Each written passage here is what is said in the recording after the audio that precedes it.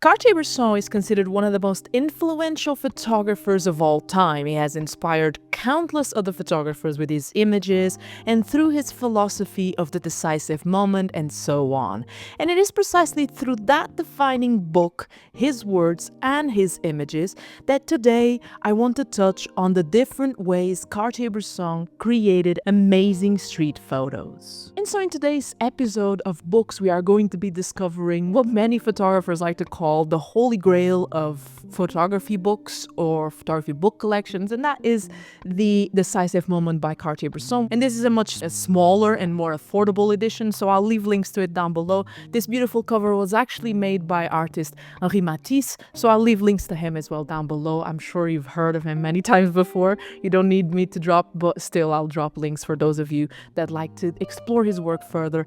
And talking about exploring further, before we dive into the four ways that his work is great and how he's able to make great photographs or street photographs, I actually wanted to briefly touch on something very important in the introduction of this book that Cartier-Bresson talks about, and that is the concept of subject, because I think it's truly important to consider subject the same way Cartier-Bresson considered it, to then further understand how he was able to create and perceive these potential situations in real life in the streets. So without further ado, grab a drink, make yourself comfortable, and let's go straight to another video.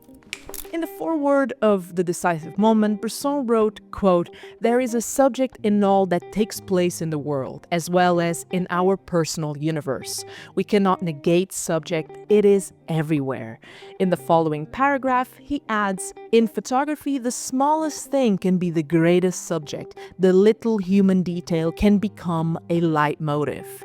And why am I touching on this? Well, because a look at Bresson's work will cause our eyes to be drawn to different elements of the photographs: a path, an expression, a detail, a texture, a face. And so we have to consider these as subjects, and we have to look at his work with this openness of the eye and mind so that we can better understand what his eyes were drawn to and consequently ours. So one important thing that I do when I study photographers or photographs, or even in my one-to-ones with other people when they share their work with me, is to identify patterns. Almost like a psychologist identifies patterns of behavior, if you will. I would describe it like that. But also, I try to identify visual patterns or motives or ideas that the photographers kind of have and as a recurrent thing in their work.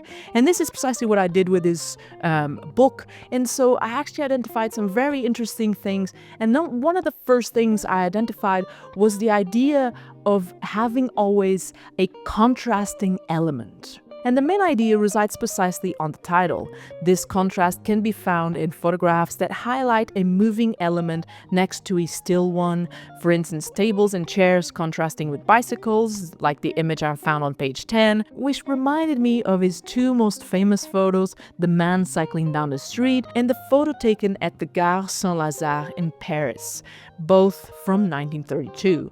With all of these photos, there's this strong idea of stillness that is suddenly broken off by a passing, moving element, which also speaks on the idea of how ephemeral the moment is and the idea of what is this decisive moment. But I argue that this pursuit of the contrasting element can also be found in different contexts. For instance, a contrast in suggested directions, like arms pointing or reaching for different sides of the frame, examples that we find later in this book in pages 85 and 86, or a contrast in expressions, reactions to something off frame. You get the idea. But before we dive any further into Cartier-Bresson's technique and his way of making photos, I want to take a moment to talk about the Raw Society, a photography community that's all about real-world experience, meaningful storytelling, and supporting photographers beyond just social media validation. They recently sent me their latest 2 issues of the Raw Society magazine, 2 beautifully curated publications featuring raw, compelling images, interviews, interviews and stories from photographers all around the world. One feature that really stood out to me on issue 2 was Nick Brand's atmospheric photography exploring the human condition in the face of climate change. In issue 3, I was captivated by two very contrasting pieces, Pam Freak's writing and images on dog grooming and competitions, which in a way reminded me of Elliot Erwitz's humor in photography, and then the striking piece, The Awkward Pause, which I found both beautiful and profound. But the Raw Society is much more than just a magazine. Their membership gives you access to exclusive workshops, mentorship, and a space to connect with like-minded photographers. And if you apply for their Pro membership, you can get the chance of pitching your own photo projects and get paid to make them happen. This is a community built by photographers for photographers, so if you want to be a part of something that truly supports and elevates creatives, check them out at therawsociety.org, and I'd like to thank them so much for kindly sponsoring this segment. Links for them will be down below. Don't forget to check them out if you're curious. And now let's get into the second major way Cartier-Bresson makes great street photos. Another interesting idea I found through the observation of his work is this pursuit of a frame within a frame. And I think this is actually quite characteristic of Bresson, this idea of continuity of the frame or multiplication of such idea by focusing on certain shapes caused by what I like to call natural frames. The presence of windows, or even this idea of frame created by bodies, by certain movements, or a contrast between light and shadow, or famously a gap in a wall, such as the image taken in Madrid, Spain in 1933. So in my opinion, this idea of a frame within a frame adds depth to the composition and serves as an accent to the life or event taking place within that second frame. Going back to the Madrid photo, the gap in this wall creates a layered composition that feels both spontaneous with all the children and movement, but also very intentional in the way this is shown to us through this idea of a frame within a frame. A great example of what he defined as a decisive moment where mind, art, and eye align within one single frame.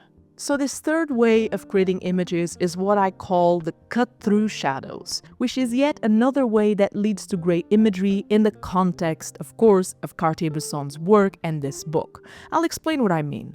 When going through this book, I took particular notice of these images where shadows literally almost feel as if they're cutting through the frame, which is super interesting to note because on these occasions, these shadows completely change the perspective and awareness we have of the space. It breaks down the geometrical monotony of the space and it makes it overall more dynamic and stronger as a composition. And I don't want you to think I'm here defending Cartier-Bresson used dynamic symmetry, similar to what we see in certain paintings, although he was actually also a painter, and his connection to painting principles is inevitable. But what I'm suggesting here is that through his evident knowledge of painting, Bresson observed in photography similarities between how shadows can be used instead of tones and brushes to bring more power, if you will, into the composition. Shadows in his work can frequently act as visual barriers, dividing the frame, adding depth, and redefining spatial relationships. In some images, what I notice is that shadows don't just complement the scene, they challenge as well its perception. They can flatten a scene, or they can extend depth of field, guiding the viewer's eye deeper into the composition, or sometimes they can even obscure a body, making the human form part of an abstract interplay of light and shadow. And I also wanted to point out a fourth different way that Cartier-Bresson creates great street photos, and of course that is having an eye for the humor of life. And I'll explain what I mean. So differently to the points before, I wanted to bring to the table the idea of a composition guided solely by the irony or absurdity of a given moment. And I find this a lot in Cartier-Bresson's work, which adds to this idea of how malleable in a way and spontaneous his work can be. And when we begin to observe it through this lens, we can understand why his images had and continue to have such a lasting impact in the photography world. Anyways, when looking at this book, I realized that there is a pattern of focusing on situations that are funny, either in an ironic way or almost cartoonish-like due to the nature of the subject or the way they pose, their expression, etc. When we talk about the decisive moment, we often focus on its formal elements, timing, space, lines, but humor, irony, and playfulness are just as crucial in my opinion.